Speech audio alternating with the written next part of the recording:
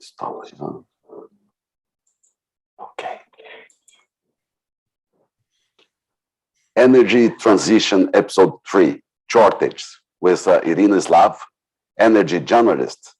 David Blackmon, contributor to Forbes and editor for Shale magazine.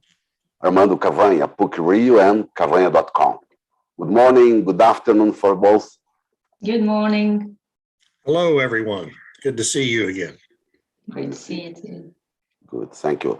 David, a few days ago, the International Energy Agency chief, Fatih Birol, urged OPEC Plus member nations to produce more oil. But a couple months ago, he asked the world to not approve on start new projects, oil projects. What's the logic that these statements have? Well, I'm not sure there is any logic here. You're correct. In May of last year, the IEA put out this report that was, my gosh, just reported all over the world with great fanfare, urging the global community to immediately cease all new investments and finding new reserves of oil to replace what we use every year. And put it in terms that if we don't stop all these new investments, that there is no way the earth, that we can prevent the earth from warming to unsustainable temperatures. Within 2 months, by August, or 3 months later, in August of last year, Mr. Birol, who is the director of the IEA, as you mentioned, it was the first time he urged OPEC Plus to produce more oil, and he has repeated that language several times since, most recently last week, or actually Monday, just Monday of this week. Yesterday. This week, yes. Yeah, at a conference in Cairo, urging the OPEC Plus countries to meet their production quotas that the group continues to put out. They have for 8 months now been on this path to supposedly add 400,000 barrels of oil of new production every month per day. And they have, I don't believe they've met that goal in any month. And in January, if I remember correctly, they were only able to add about 64,000 barrels per day of new production to the market. And so what we have building here is a shortage of crude oil production globally, and the IEA suddenly thinks it's okay, I guess, to invest in new production. At the same time, this is a complex energy transition with potential geopolitics conflicts and intense winters and summers in the other parts of the world. So this kind of approach of this president, no, he's a director, brings more instability for the system, more chance to shortage. Well, I think so, and I know Irina has written about this as well. I just think that when you have this kind of inconsistency of rhetoric and thought among the global leadership, supposedly on energy matters, creates confusion in the markets, and it makes decision making on investments much more difficult within these oil companies. Irina, what do you think about this? Well, I agree with David. This is, to put it mildly, this is inconsistent as a position. And to me, it speaks of, again, wishful thinking against reality. In the net zero roadmap, the International Energy Agency said that we will not be needing any more oil, but we are needing it now. We might not need it 30 years from now, but we need it now. And it's not just the International Energy Agency. There are all those forecasters, consultancy companies, NGOs. They are talking about stranded assets. They are saying that unless the oil and gas industry starts investing less in new exploration, they might end up with hundreds of billions in stranded assets. At the same time, it's not just OPEC Plus. OPEC Plus has technical and investment problems, and it can't boost production. Just, I think it was only Saudi Arabia and the UAE that have the spare capacity to substantially boost production. The rest of OPEC and Russia and the Central Asian countries don't seem to be able to boost, to put into operation a lot of spare capacity. But then companies such as BP and Shell have pledged to reduce their oil production quite substantially as well. BP, I think, wants to be pumping 40% less oil than it is pumping now by 2030. So it is definitely investing less in new exploration. Meanwhile, demand is not falling. So this is a problem. Yeah. I mean, demand is increasing much more rapidly than anyone really anticipated 2 years ago coming out of the COVID pandemic. And, we've had this underinvestment. Irina mentioned the analytics companies and their projections on needs for new investments, and Rystad Energy and Wood Mackenzie both issued reports last year talking about quantifying the underinvestment in the finding of new resources since 2015 across the global industry, and estimated that as high as $500 billion over 7 years of lack of investment already. And what that means is we're inevitably going to have a crossing of the supply and demand lines for global crude supplies in the near future. I think we're already approaching it. We may have already crossed it, and no one really knows, of course. And so it's a big problem in the oil business. And I often make the mistake of writing about this just in terms of these big companies and privately held companies, but this lack of this underinvestment really applies to state-owned oil companies as well, because they seek financing from private equity groups and banks. And these ESG investor groups have worked to deny those countries that needed capital to fund their projects in recent years too. And I often forget to include, these OPEC plus countries that have, mainly state-owned oil companies in that equation. So it's a big problem, and it's not something that's going to be corrected anytime soon. And US shale drillers too, sorry, Armando.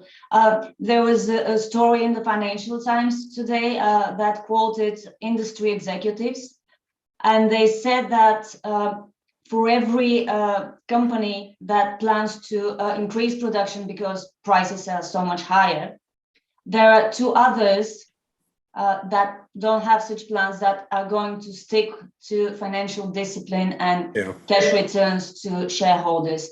So shale is not coming to the rescue either. I think that's right, yes.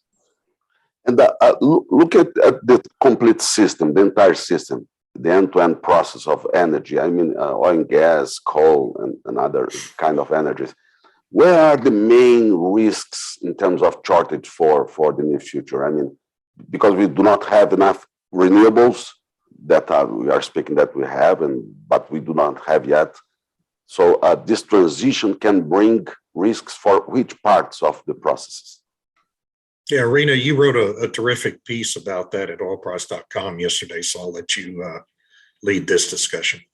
That was more focused on mining, but I'd say risks will be visible across the process and across the board. Oil, gas, coal. Actually, coal demand is also on the rise, perhaps counterintuitively, given all the efforts of killing coal. But apparently, it cannot be killed so easily. Yeah, if you don't have enough primary energy sources, then anything that uses energy from these primary sources is going to suffer. Industries like the shutdowns of aluminium smelters in Europe, for example, because of the gas crunch and because of excessive prices. Yeah. So there will be reverberations across industries. There already are, but there will be more, I think. Yeah, and it's not just aluminum. You know, we all these industries need aluminum. And I'm talking about the renewable industries here. They need aluminum. They need incredible quantities of steel. When you start talking about investing hundreds of billions of dollars in building out new transmission lines, for example, to take wind power to markets hundreds of miles away, like we have the situation in Texas, where I live, you're talking about incredible amounts of aluminum and steel that have to be manufactured, and manufacturing them requires incredible amounts of coal and natural gas to run those smelters. And then you have this whole situation that I wrote about last month about this not in my backyard environmentalism that is a global phenomenon, in which, you know, the same environmental groups that are pushing this energy transition also turn around and fight the permitting of mines required to mine these minerals that the renewables industries must have, like lithium.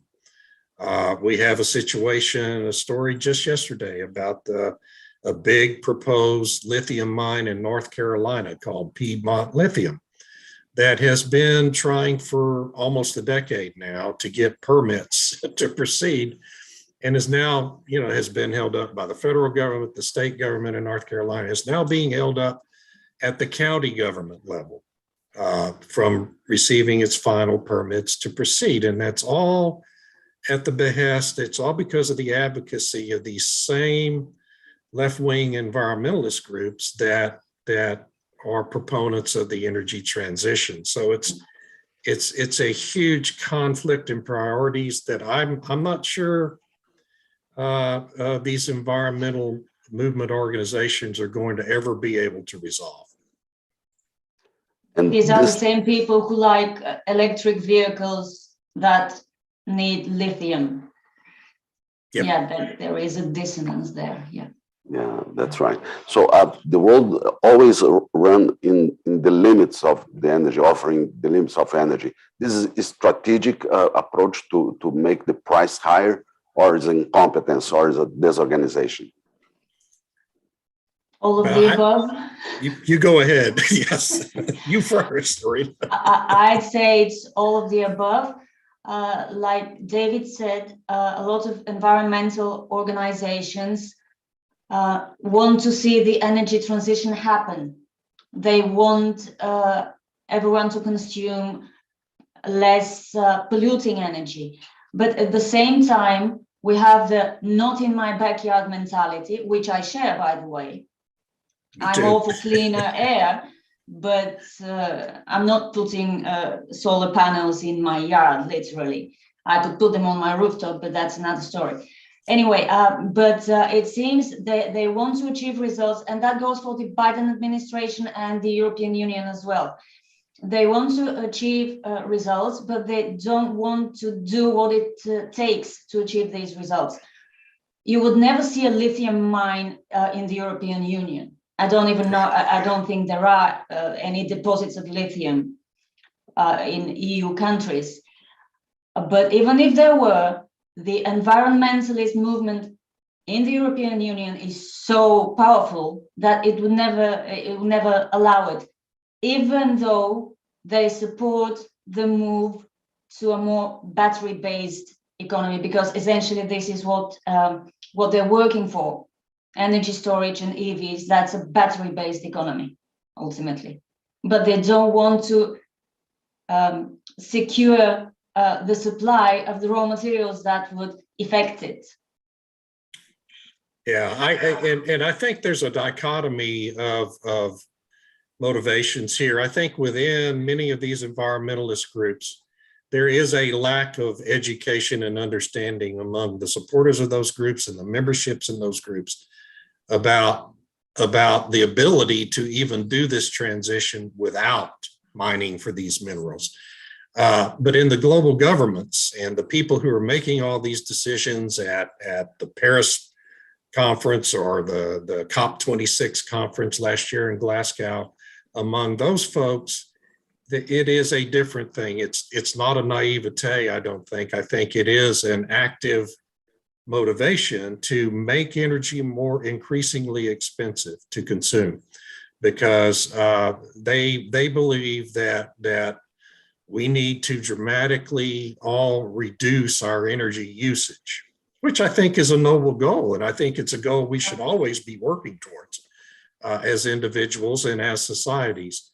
But if you push that too fast, and I think that's what's happening here, what we're going to see is a lot of social unrest, a lot of protests, big protests, and a lot of turnover in these governments, in these Western democracies. And, that's only going to prolong the process of achieving this transition to the extent we ever actually achieve it.